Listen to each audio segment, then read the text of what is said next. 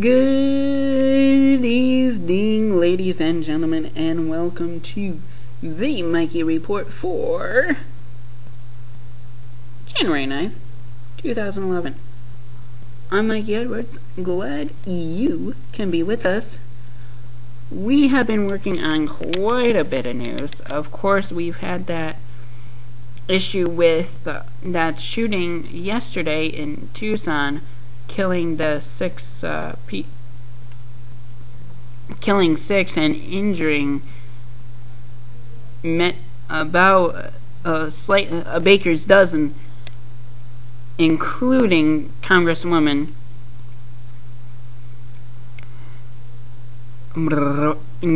Gabrielle Giffords. The suspect was charged in the Congresswoman's attack, Jared Lowners. Giffords was in critical condition after the shooting. Federal prosecutors brought charges Sunday against the gunman accused of attempting to assassinate Giffords and killing 6 people at the political event in Arizona, as we mentioned yesterday. Investigators said they carried out a search warrant at the suspect's Tucson home and seized an envelope from a safe with messages such as "I planned ahead," "my assassination," and the name Giffords next to what appears to be the man's signature. He allegedly purchased the Glock pistol used in the attack in November at Sportsman's Warehouse in Tucson. Court documents also show that Lowner had contact with Giffords in the past. Other evidence included a letter addressed to him on Giffords' congressional stationery in which she thanked him for attending a Congress on Your Corner event at a mall in Tucson in 2007. Giffords was shot at her first event with constituents of this year. So, 22-year-old suspect doesn't yet have a lawyer, according to the federal public defender, first assistant federal public defender in Arizona, but that her office is working to get a lawyer appointed for him. Heather Williams' office is asking for an outside attorney because one of those killed was District Judge John Rule.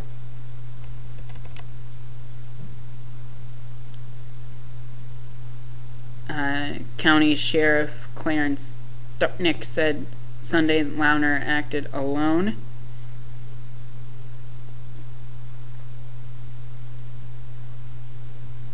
So, that other person was no longer part of the investigation.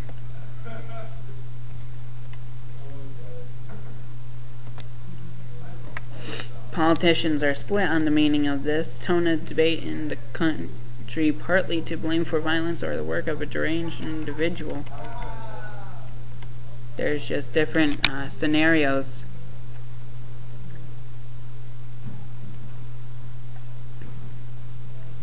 Shocked members of Congress focused on the state of the nation's political discourse with this, and it was taken care of on Meet the Press on Sunday.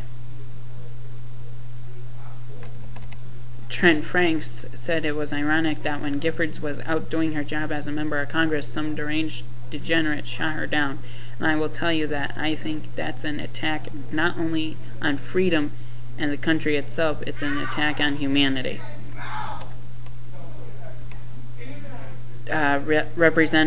Republican Rep Franks called Giffords a precious, decent woman who did not deserve what happened to her.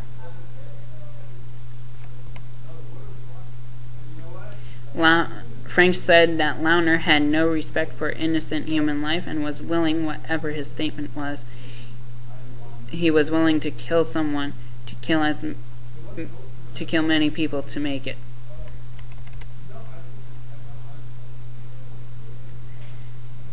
But he also cautioned, we don't want to give this Lowner too much credit here. So, real no political motive behind it for him, but, you know, It happens.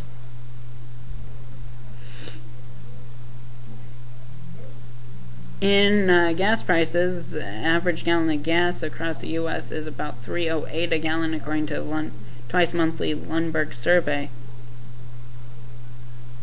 So it's to $3.08 a gallon. Mid-grade gas is $3.22 a gallon. Premium's $3.33.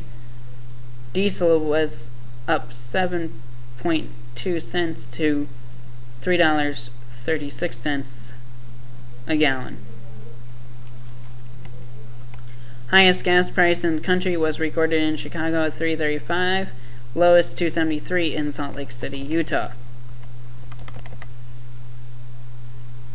So definitely try to, if you plan on traveling, try to save your money from the turnpike tolls and use it for the gas that you need.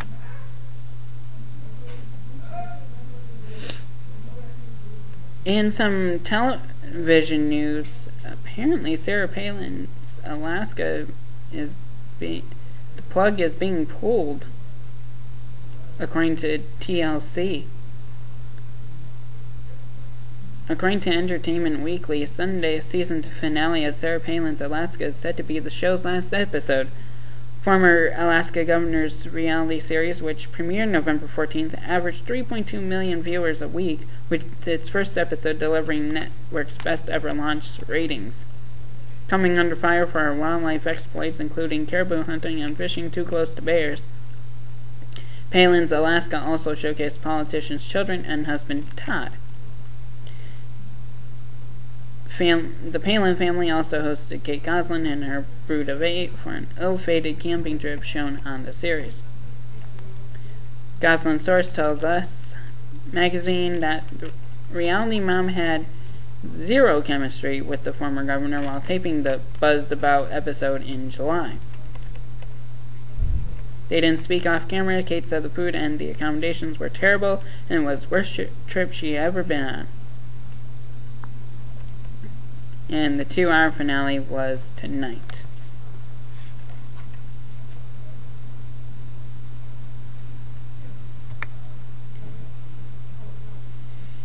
And as we move on into weather, flights are canceled and roads are icy as the winter storm that we're going to experience later on in the week. It hits the south right now. Louisiana, Alabama, Georgia governors issue emergency declarations. What the heck? Blast of winter weather pushed across the south on Sunday, coating bridges and roads with snow, sleet, freezing rain, and causing hundreds of flight cancellations. Governors of the aforementioned states issued emergency declarations. Alabama Governor Bob Riley said workers had readied snow and salt trucks to help clear icy roads, and he asked all residents to stay home Sunday night and Monday unless it is imperative that they have to travel. Mississippi officials warned motorists that ice was accumulating on roads and bridges in many counties, creating hazardous driving conditions. National Weather Service posted winter storm warnings from East Texas to the Carolinas, and speaking of, we're going to take a look as snowfall totals are going to be more or less focal in the northern portions, Mississippi, Alabama, Georgia, western South Carolina, and western North Carolina, as it continues. And that northeast storm is brewing, and we're gonna see, I think it's gonna be like a couple pieces that low over the Ohio Valley and the snow over in the Midwest and the Mid-Atlantic icy mix will combine and cause some hectic travel conditions. And right now we aren't not sure what the tracks are, but they're saying it's going to be taking aim on the I-95 corridor again. Snow begins flying Tuesday night and continues through Wednesday night as the storm drives into New England. Significant snow from Philly to New York to Hartford to Boston to Portland with 6 inches or more of snow likely. As the storm intensifies, winds will be on the increase as well. Repeat of December 26th is possible, as there is a chance that blizzard watches and warnings could be posted, including New York City. This is going to be a quick hitter, but will carry with it disruptive impacts. Storm watches will be posted by the NWS within the next 12 to 24 hours. So we are definitely going to be tracking this dangerous storm as it continues. Let's go to the weather down in Little Rock right now. 25 degrees, feeling like 14 with light snow in the air. Winds from the northeast at 13 miles an hour. Almost 6 inches of snow right now in Little Rock. God bless you, as more snow continues tonight and gives way to cloudy skies tomorrow. 36 degrees. As we're looking at windy conditions on Tuesday, 33 degrees. I'll make sure it gets back. Wednesday, 36 degrees, partly cloudy. Wednesday, Thursday, both of the same things. Friday the 14th, 44 degrees, mostly sunny. Showers on Saturday, 46 degrees, and Sunday the 16th, cloudy, 55 degrees. So Little Rock, a warm-up is on its way. In Phoenixville right now we are clear, 27 degrees, but we are expecting some major snowfall. Feeling like 18, winds out west-northwest at 8 miles an hour. Winds are supposed to increase as tomorrow we're looking at mostly sunny skies, 34 degrees. And Tuesday we're looking at that weather going from Tuesday night into Wednesday, as we mentioned. The snow showers 32, 33 degrees. Thursday the 13th, Friday the 14th, partly cloudy, mostly sunny. Saturday the 15th as well, 29, 28, and 30. And Sunday the 16th, 34 degrees. And partly cloudy skies. And we're going from south to north, actually. So that was Phoenixville. Now up to our wonderful Mount Cobb area, where it's 18 right now, feeling like only 5 degrees. Winds out northwest at 12 miles an hour, gusting to 18. Low tonight, 13 degrees. Tomorrow, 25 degrees for partly cloudy skies. And Tuesday, mostly cloudy, 29 degrees. Wednesday, snow showers. Wednesday and Thursday, we're looking at the snow really hitting 26 and 22. Friday the 14th and Saturday the 15th and Sunday the 16th, partly cloudy, mostly cloudy skies, 21, 22, and 24 degrees. Whew. And finally, we have the NFL playoffs. We have, well, let's just say this. I'm 0-4 this weekend, so I can start fresh and anew with the divisional round. Green Bay ended up beating Philly 21-16. The Packers will be facing the Falcons, and the Seahawks will be facing the Bears next weekend. And the Ravens will face Pittsburgh as they beat Kansas City 30-7 in the game today. Deion Sanders, Marshall Faulk, and Jerome Bettis are finalists for the Hall. And Cavs have swapped hotels to avoid the heat.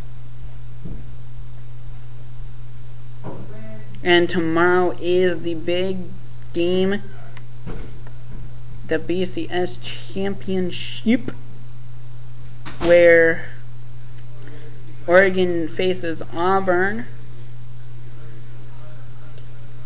So it is going to be a matchup like no other in that one. So keep tuned with us and we'll have complete coverage.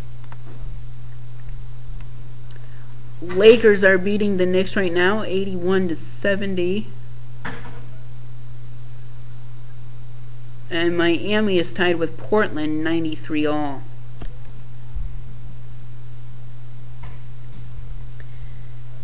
And to be honest, that is everything for the Mikey report. I know I went through it quickly, which is shocking. I am Mikey Edwards. Chaplets and all. Saying good night, God bless, and see you next time on the Mikey report. Take care.